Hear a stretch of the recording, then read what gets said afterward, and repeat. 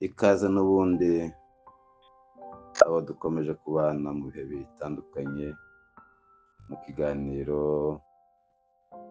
ciza cyo kungurana nanone ubumenyi ku by'ibihe byagiye bibaho ndetse n'ibikiri imbere tutari twabona. Reka tuje imbere y'Imana dusenga Imana. Data wera uri mu ijuru, dukomeje kuba imbere yawe tugushimira ineza yawe n'urukundo rwawe uzatwereka iminsi yose. Uyu mwanya tugiye kongera kandi kuba imbere yawe muri iki kiganiro, turakuraritse tugushize imbere ngo ubane natwe muri byose, kuko muri byose ni wowe wa mbere. Urakoze Data kutwumva, ndabizi ko usanzwe utwumva iteka ni kubwawe Yesu, wiheshe icubahiro, amen.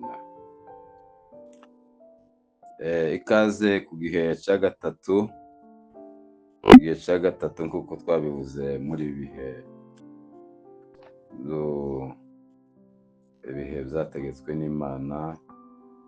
Igihe cya mbere kitarimo icyaha twakivuzeho, icya kabiri cy'ibitekerezo twakivuzeho, igihe cya gatatu nicyo tugiye kuvugaho, igihe cy'ubutegetsi bw'umuntu. Igihe cy'ubutegetsi bw'umuntu, ubutegetsi bwa mbere bw'umuntu cyangwa ubutegetsi bwa leta. Ubutegetsi bw'umuntu bubaho, leta itangira kubaho iyo leta ya mbere abantu bari bamaze kugeza ubugome. Imana ibahishurira kuko bagomba kugira ubutegetsi. Burya ubutegetsi ni bwiza, ubutegetsi buza bushyira abantu ku murongo n'ibintu ku murongo, abantu bagatinya. Iyo hatari amategeko abantu babyigenga, abantu bakikorera ibyo bashaka. Ariko ubutegetsi ni bwiza cyane.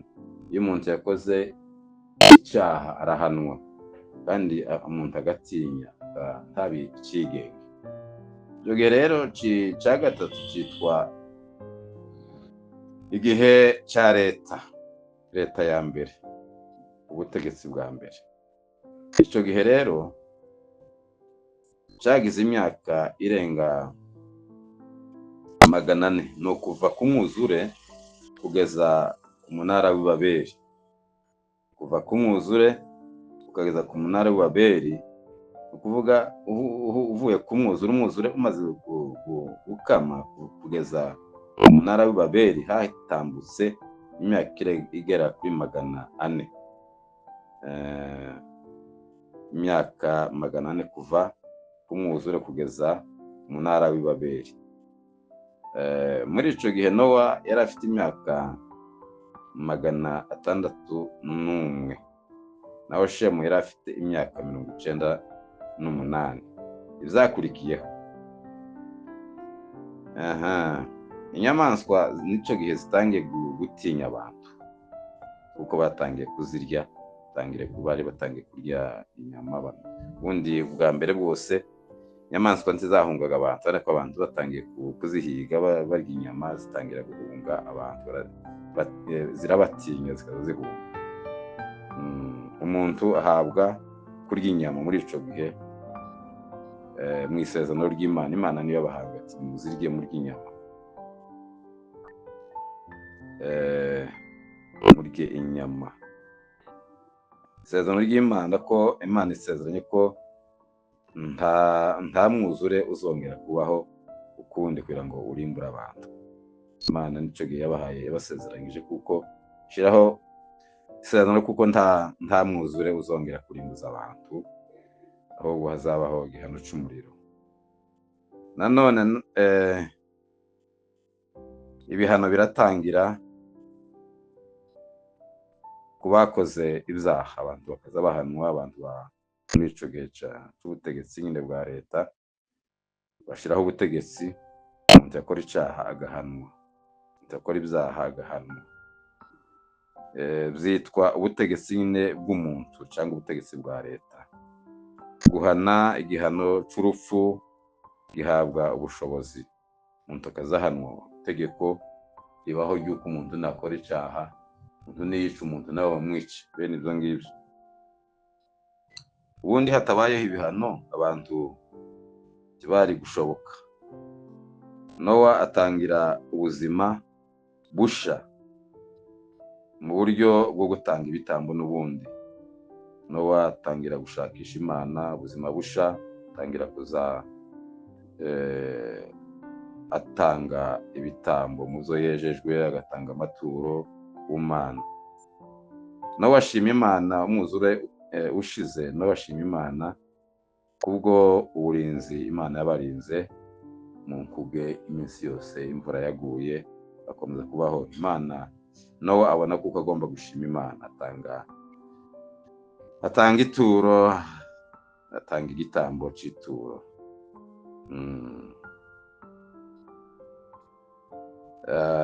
Uko nibwo ico gihe cari kimeze. Imana yemera ko itazongera kurimbuza abantu umwuzure kandi.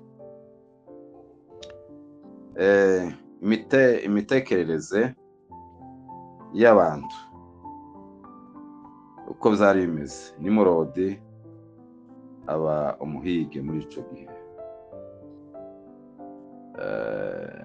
Nimirodi witwa Nimirodi aba umuhige, ariko bihabanye, aba umuhige uhambaye cyane, akaza agenda ahiga, aba umuhige. Yubaka n'umunara bitari mu bushake bw'Imana, kugira ngo yashakaga kwiyubakira umunara ngo bagume hamwe, kandi Imana yarabwiye kuko yaratanze isezerano kuko bakwiye kuzabyaba kuzura isi. Ariko uwitwa Nimurode we yubaka umunara kugira ngo bazagere mu ijuru. Ariko cyane Bibiliya tuvuga ngo kwari gushaka kwiyubakira izina. Nimurode yubaka umunara ngo agere mu ijuru no kwishakira izina. Yubaka umunara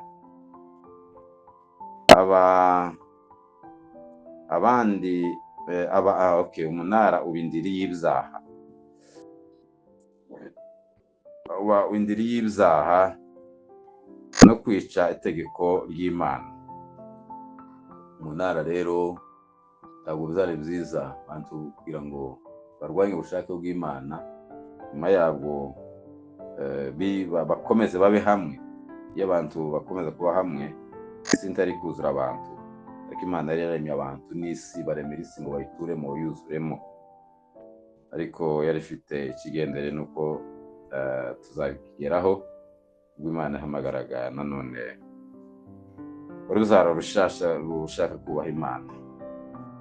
Umunara barawubatse kugira ngo bishakire, bazagere mu ijuru kandi biyubaka izina.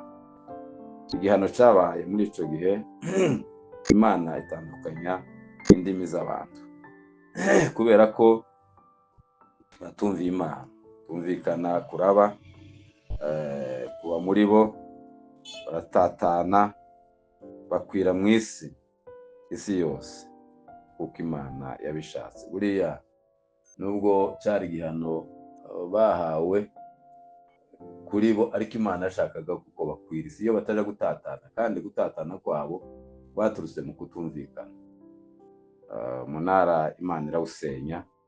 Ugeze kure cyane, Imana irawusenya, haza umutingito urasenyuka. Abantu ntibaba batumvikana, hanyuma abantu bumvikana bahuza indimi. Nibwo Imana yatandukanije indimi zabo, abantu bumvikanye ko aribo bajana bakagenda ukwabo. Nicyo cyatumye isi yuzura. Igihano rero cyabaye muri ico gihe, cyabaye gutandukanya indimi zabo.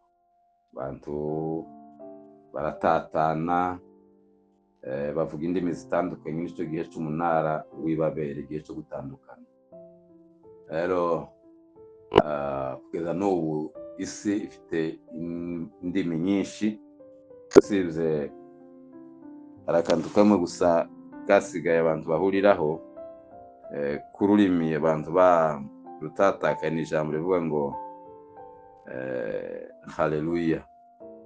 Haleluya ni ijambo abantu bahuriraho, ni nkaryo ryasigaye mu mvugo yari hari ku gihe umunara utari waba. Haleluya ni ukuvuga ngo shima Imana. ni mu mvugo zose zivuga haleluya. Rero ibi nibyo byabaye mu gihe cyitwa igihe cya gatatu, igihe cya leta cyangwa igihe cy'ubutegetsi bw'umuntu. Rero ikigwa cyangwa isomo bakuyemo nuko iyo abantu batumviye Imana iherezo barahanwa. Iyo tureze muri ibi bihe byose ko bigenda bikurikirana, tuzasanga harabaye haba igihano ku bantu batagize gute, batumviye Imana. Menye kuko n'ubundi abantu batumvira Imana igihe kizagera haba igihano cyabo. Ariko icyo twababwira, icyo isomo ryatwigisha, nuko tugomba kumvira Imana tukayubaha muzitubwira. N'ubu ngubu abantu baracavugana n'Imana mu buryo bumwe cyangwa ubundi. Rero kandi ibitekerezo byacu nibyo muhamya, ibyo dutekereza. Umuntu ashobora kwiregura gusa numvishije ubutumwa, ariko ubutumwa bwawe buri mu mutima, umuhamya mu mutima wawe, ubushake bw'Imana. Imana ntawe uza gukora icyiza atemejwe n'umutima wiwe, kandi ntawe uzi ukora ikibi nanone umutima we utabanje kugira gute, kumwangira kugira ngo agikore. Rero nidukora ibyiza tuzahembwa ibyiza, kandi tudakora ibyiza nanone ibihano by'ibibi birahari. Imana idufashe tumenye gukora ibyiza, mwakire ubumenyi kuri icyo gihe cya gatatu. Imana idufashe kandi tuganze. Murakoze.